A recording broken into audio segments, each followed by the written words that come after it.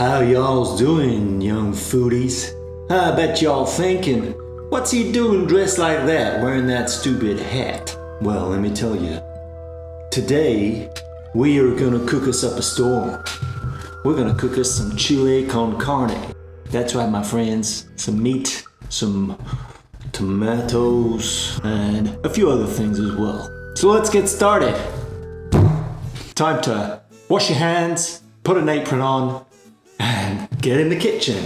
Oh, and remember, good idea to read the recipe before and ask anyone to give you a hand.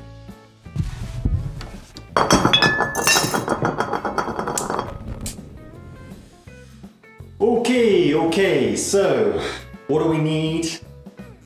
We've got a chopping board, wooden spoon, we've got some measurers, garlic press, and a knife. You'll notice this is not a normal kind of knife, so this is a child-friendly knife. Something else you may need is a jug to make the stock in, and you might need a tin opener, although I've got some tins which have got pulls on. And if you watched last week, you'll know I got a new toy. This is for chopping vegetables, and we're going to use that as well. So let's have a look at our ingredients. I'm just going to bring it all in. Easiest way.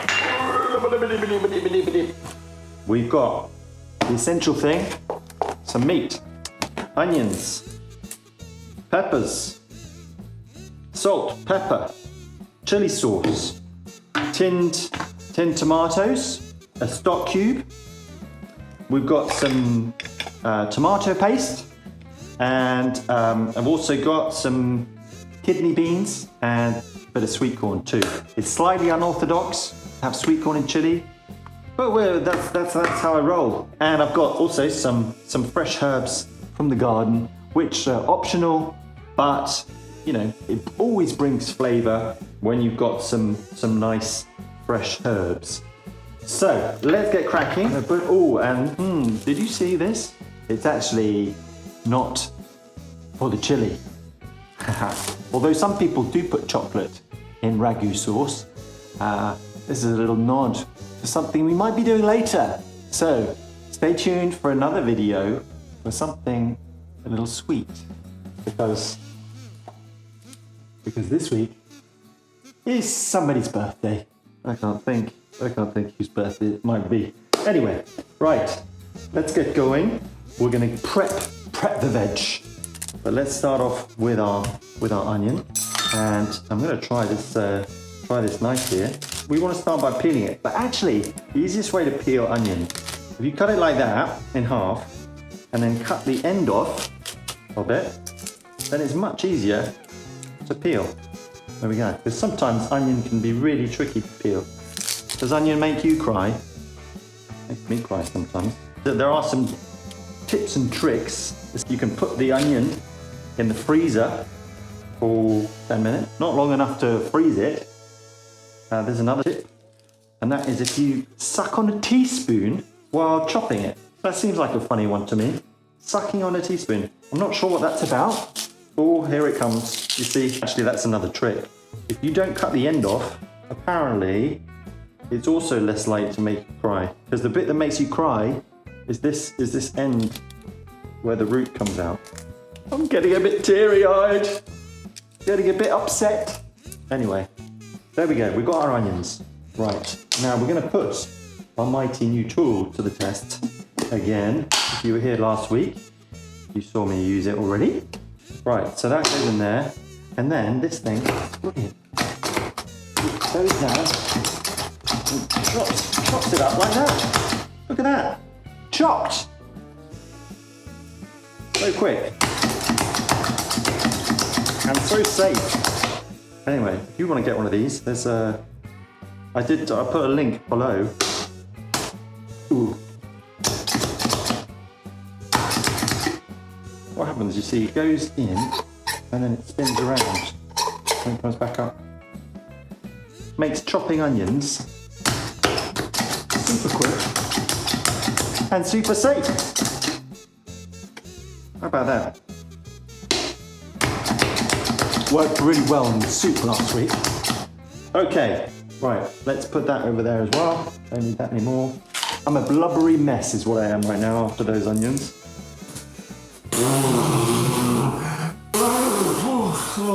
Oh dear. Oh, that's better. The next thing we'll need is the garlic. So we need 2 cloves of garlic. Top tip for peeling garlic, same thing applies. You can cut it in half. Another way is to pop the knife on like that, give it a little tap-a-roo. Look at that, that just comes off so much easier than having to just like get your fingernails in there. Off it comes. And number 2. That's gonna go through the garlic press. There's lots of different ways of dealing with garlic. You can chop it, of course. This is actually the quickest way. Right, so we've got our garlic, we've got our onions, herbs. So both rosemary and thyme are lovely herbs, but they're both quite woody. And so what we need to do first is normally you would take away the leaves, if you will. These are like pine leaves from the branch, and then you're left with these little tiny bits. And then I think these scissors will work quite well. Hold it like that. See what they do? They cut a bunch of things at the same time. You have to watch your fingers cutting herbs. Let's try this time as well. We can do that straight off the branch. Look at that. Perfect.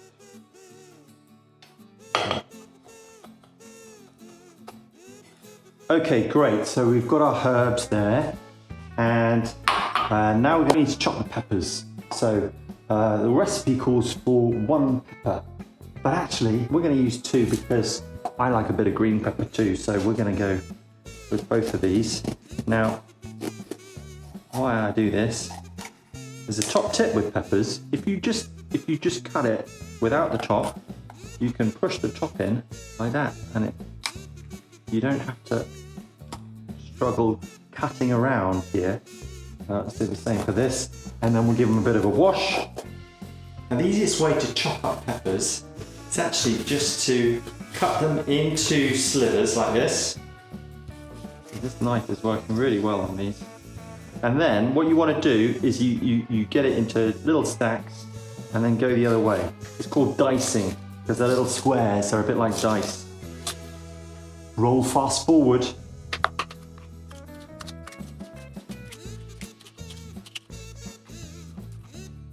I'm just going to stop there. I just want to show you a cutting technique, which I can still show you with these knives. So what you do is you get your fingers and you put them in a sort of curved shape like this. You want the ends of them to be not out like that, because we don't want to cut like this. So you can practice with knives like this and have them curved up like that and holding whatever it is you're chopping just like this, and then you cut like that. Chop down, or you can do it, I like to do a sliding like this, so you can sort of practice doing that, and then bring the food in, and then you're slowly pushing it forward. That's a really good technique to learn for all sorts of uses.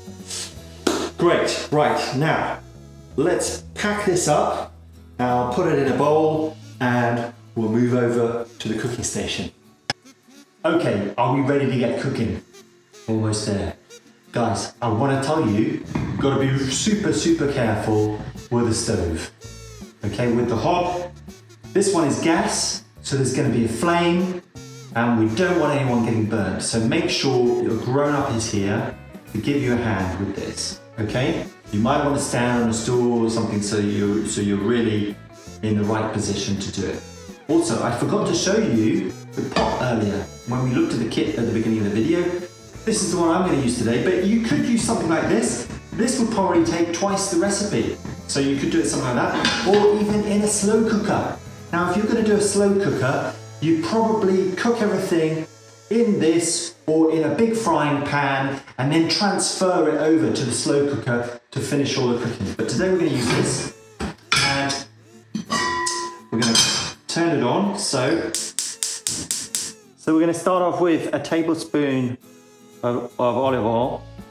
And it doesn't have to be olive oil. It could be another kind of fat. And then what we're going to do, we're going to brown the mince. So the mince goes into there like that. And then that will slowly start to cook. Okay, so once it starts to sizzle, you know it's beginning to cook. And you can see there it's already changing color. That's called browning the meat.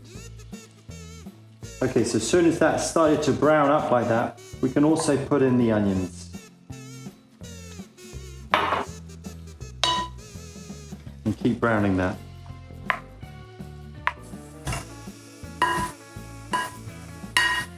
Now sometimes there's a lot of water in the meat, and so you want to keep cooking this until that evaporates, because we want to try and get some nice color on these onions caramelized. Now you could do the meat, put that to one side, then do the onions. Some people prefer to do that. Okay, now that water's gone, and the onion's beginning to change color. And so now we can put in the spices, the garlic, the herbs, the chili,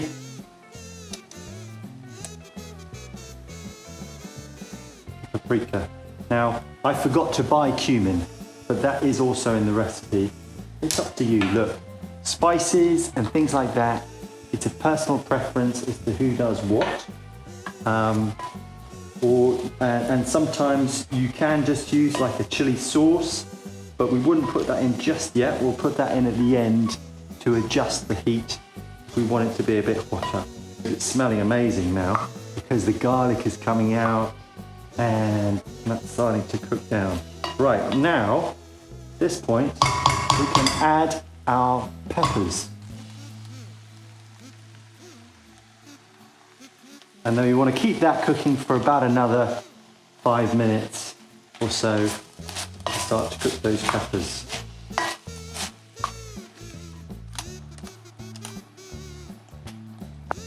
Right, so, okay, that's been cooking for a good 5 minutes, and then I've added my salt and my pepper. You want to keep stirring every now and then.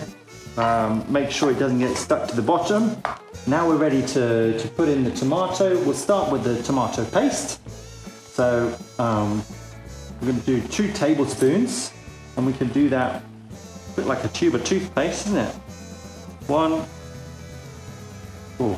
2. Now it's a rough. It doesn't need to be exactly right. And then stir that around a bit. And then also you want to put in the tinned tomatoes. Right. Okay. The towel's falling on the floor, but it's all happening. It's all coming together. So we've got most of the ingredients in there. At this time would be the time that you move it into a slow cooker if you wanted to do that. But we're going to leave it on here to cook for about 30-40 minutes. We'll keep an eye on it every now and then. Give it a little stir, make sure it's not sticking or anything like that, or burning. We don't want that. We'll turn it down and let it have a bit of rest. And then while that's cooking, we can clear up the mess we've just made and get anything else we might need together. So we've got some toppings. What are your favourite toppings to have with chili? I like a bit of sour cream, maybe some grated cheese. Let's have a look. I almost forgot. I haven't put the stock in. Okay, so I've got 1 stock cube, which is a beef stock cube. I'm just going to add a little bit of water onto that.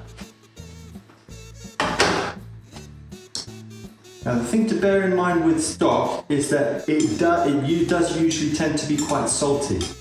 Now you can buy beef stock that is in liquid form, and some people prefer that. But the advantage with doing this is that you don't add a lot of liquid when you do it. So this is quite a sort of concentrated way of adding stock. But you do want to be careful with these sort of stocks because they've got lots of, it's quite a processed food. They don't want you using it all the time. Okay, let's put that in. a stir and put it back to bed.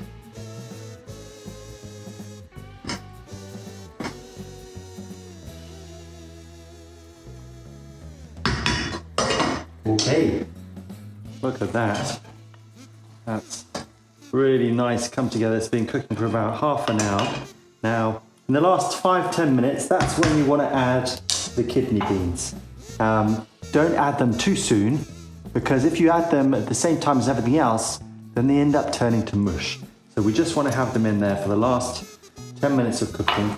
And I'm putting in some sweet corn. You don't have to do that, but it just adds a little bit of volume. And give that one final stir. We could at this point as well just check the seasoning. Make sure it doesn't need any extra bits. Let's have a little taste. Be very careful not to burn yourself when you're tasting your food, because it's piping hot. That's really good. You know what?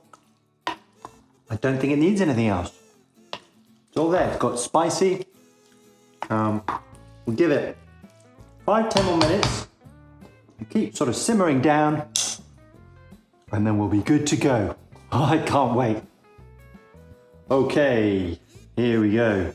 Time to dish it up. So I've let it sit there for about 5 minutes with the heat off, just to rest for a bit. I'm gonna pop this in here, a couple of good spoons. Oh, it's looking good. Right, I'm gonna have a bit of sour cream on mine.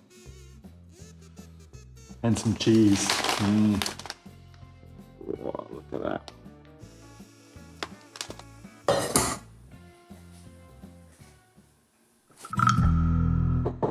All right, y'allses. Let's see what this chili tastes like. We got some melted cheese right there on top. It's gonna be good. It smells good. Yeah. You know, this is pretty good. It's got that smokiness, it's got that spice. We done a good job on this, you think? Well, anyway, that's enough shenanigans for 1 week. Although, there is a little bonus recipe coming up, so check that out. Something sweet. This chili can go in the fridge. If you don't finish everything, it'll keep for a few days. In fact, or you can put some in the freezer, and you might want to do that for next week, because next week we're going to cook some baked potatoes for bonfire night, and we're going to have lots of different fillings, and we'll have some leftover chili, so we can put that in the potatoes. So thanks so much for watching, and remember to like and save and share with your friends. And let me know in the comments how it went with you. All right, I'll see you next week. Bye.